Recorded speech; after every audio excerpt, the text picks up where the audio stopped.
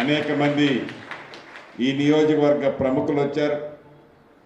వారితో పాటు స్థానిక ప్రముఖులు, చిన్నారి బాలబాలికలు, కళలో ప్రదర్శించడానికి విచ్చేసిన నా ఆడబిడ్డలు, మీడియా మిత్రులు అందరికీ శిరస వంచి పేరు పేరిన హృదయపూర్వక నమస్కారాలు, వందనాలు.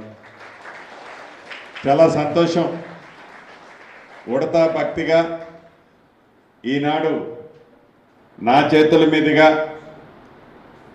రామదాస్ గారు పుట్టిన స్థలంలో ఒక అద్భుతమైన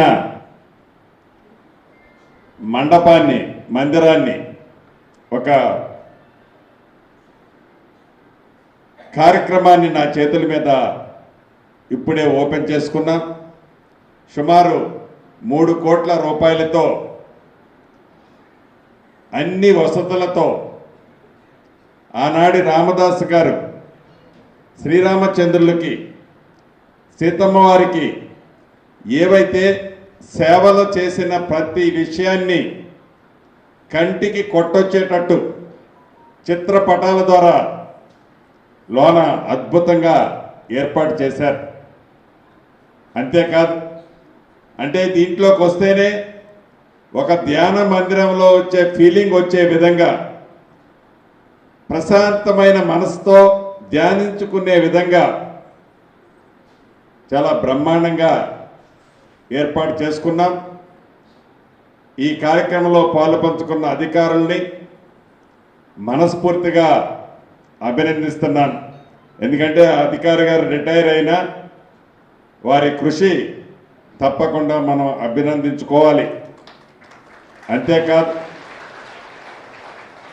4 రోజుల క్రితమే ఉప ముఖ్యమంత్రి వర్యులు భట్టి గారు, టూరిజం శాఖ మంత్రి వర్యులు జూపల్లి కృష్ణారావు గారు, ఎంపీ గారు, కార్పొరేషన్ చైర్మన్లు, నేను బౌద్ధ స్తూపాన్ని పరిశీలించి ఇక్కడ ఈ ప్రపంచంలోనే 4-5 పెద్ద బౌద్ధ స్తూపాలుంటే అందుట్లో మన నేలకొండపల్లిలో ఉన్న బౌద్ధ స్తూపం 3వ స్థానమో 4వ స్థానంలోనో ఉంటుంది. దానికి మనం గర్వపడాలి. దాన్నే కాకుండా భక్త రామదాస్ గారికి సంబంధించిన ఈ గ్రామంలో ఈ ఇంటి పరిసర ప్రాంతాలను కూడా నా సహచార మంత్రులతో పాటు ముఖ్యులందరం పర్యటించాం. టూరిజం ప్లేసుల్లో ఈ 2 ప్లేసుల్ని నేలకొండపల్లి మండలంలో అద్భుతంగా అభివృద్ధి చేయాలన్నది ఈ ప్రభుత్వం యొక్క లక్ష్యం.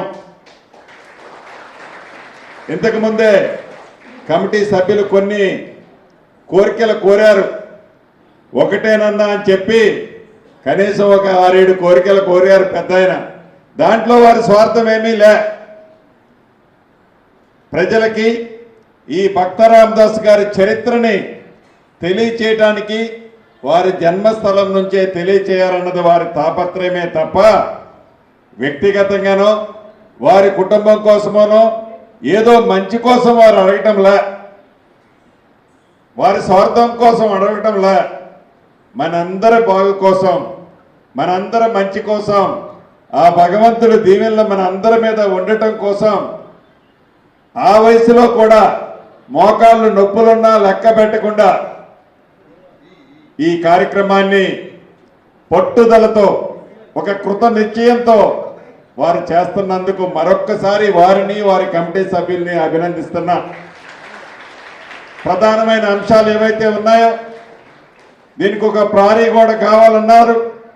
తప్పకుండా యుద్ధ ప్రాతిపదిక మీద రాబోయే ఒక 2 వారాల లోపే ఆ